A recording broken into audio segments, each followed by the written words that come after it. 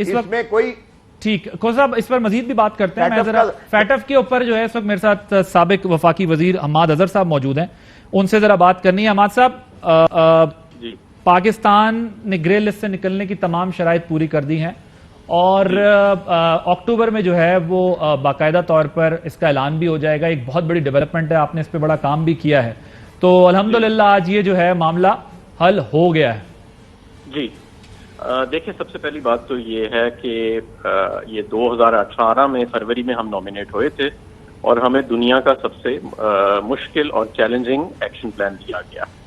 ایک ہی وقت میں 2 ایکشن پلان دیے گئے اور دونوں جو ہیں وہ مکمل ہم نے کر لیے. اس کی آخری کی رپورٹ 7 اپریل کو جمع ہوئی تھی, 7 اپریل کو فیٹف سیکریٹریٹ میں, اور مارچ اور اکتوبر کا جو حصہ ہے وہ کور ہوا تھا. اور آج ایک پاکستان کے لیے تاریخی دن ہے.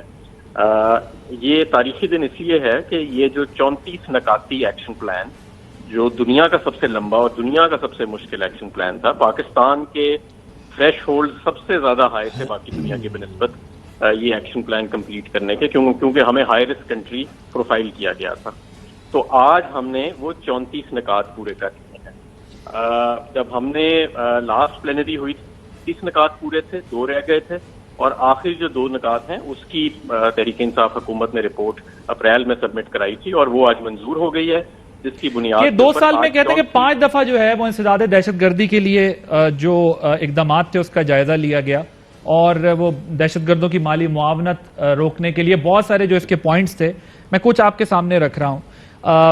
یہ کتنا کرٹیکل تھا اور اس میں جو ہے وہ آپ کو کس طریقے سے سپورٹ ملی جو آرمی کی طرف سے, اور کتنے ایسی چیزیں تھیں جو ناممکنات میں سے تھی جو پوری ہوئیں؟ دیکھیں, پہلے تو آپ سمجھیں نا کہ جو بہت سارے لوگ آج یہ کہہ رہے ہیں کہ جی ابھی نہیں نکلا, آن سائٹ وزٹ ہوگا. میں وہ ذرا وضاحت کرنا چاہتا ہوں اس کی کہ یہ فیٹف کا سٹینڈرڈ پروسیجر ہے کہ جب بھی کوئی ملک جو ایکشن پلان فیٹف کی طرف سے دیا گیا ہوتا ہے وہ مکمل کرتا ہے تو اس کے بعد ایک آن سائٹ وزٹ ہوتا ہے, اور یہ فارمیلٹی جو ہے یہ پوری ہر ملک نے کرنی ہوتی ہے. وہ کووڈ کی وجہ سے نہیں کر رہے ابھی. بہت ضروری اس بات یہ ہے کہ آج ہم نے 34 نکاتی ایکشن پلان ہمارا کمپلائنٹ ریٹ ہو گیا ہے, تو یہ ایک بہت بڑا ایک اچھی خوشی کی خبر ہے, اور اس سے انشاءاللہ تعالیٰ پوری دنیا میں جو پاکستان کا پرسیپشن ہے وہ پازیٹیو جائے گا.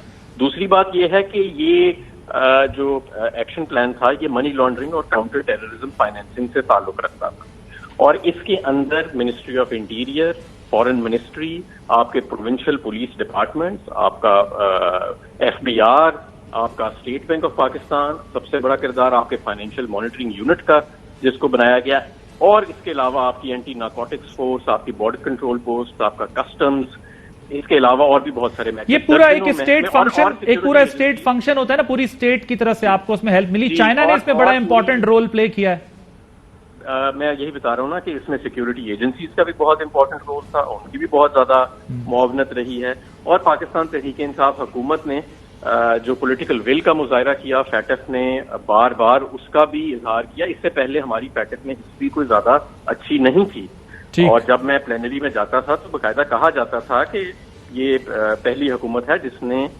ڈیڈیکیشن کے ساتھ اور کنسسٹنسی کے ساتھ فیٹف کے میتھڈالوجیز پہ کام کیا ہے. جب ہم اس گرے لسٹ میں 2018 میں نامینیٹ ہوئے تھے تو عموماً دنیا کا یہ خیال تھا کہ ہم بلیک لسٹ ہو جائیں گے, کیونکہ اتنا مشکل ایکشن پلان تھا. تو نہ صرف یہ کہ ہم نے بلیک لسٹنگ کو اوائڈ کیا, بلکہ اپنا ایکشن پلان ہم نے مکمل کیا. ایک پوائنٹ کی کمپلائنس نہ ہونے کی وجہ سے 2 سال تک, ایک پوائنٹ سے کی کمپلائنس نہ ہونے کی وجہ سے 2 سال تک ویٹ کرنا پڑ گیا. اوبویسلی یہ کتنا کمپلیکیٹڈ مسئلہ ہوگا. تھینک یو سو مچ حماد اظہر صاحب. ایک بریک لے. اہم ترین خبریں اب ایک کلک کی دوری پر. ہر لمحہ باخبر رہنے کے لیے سبسکرائب کریں ہمارا YouTube چینل. اپنے موبائل فون سے ملکی اور بین الاقوامی اہم خبروں تک رسائی کے لیے ڈاؤن لوڈ کیجیے موبائل ایپ. باموثوق ذرائع سے مصدقہ خبروں, تجزیوں اور تبصروں سے مستفید ہونے کے لیے وزٹ کیجیے پاکستان کی سب سے بڑی نیوز ویب سائٹ.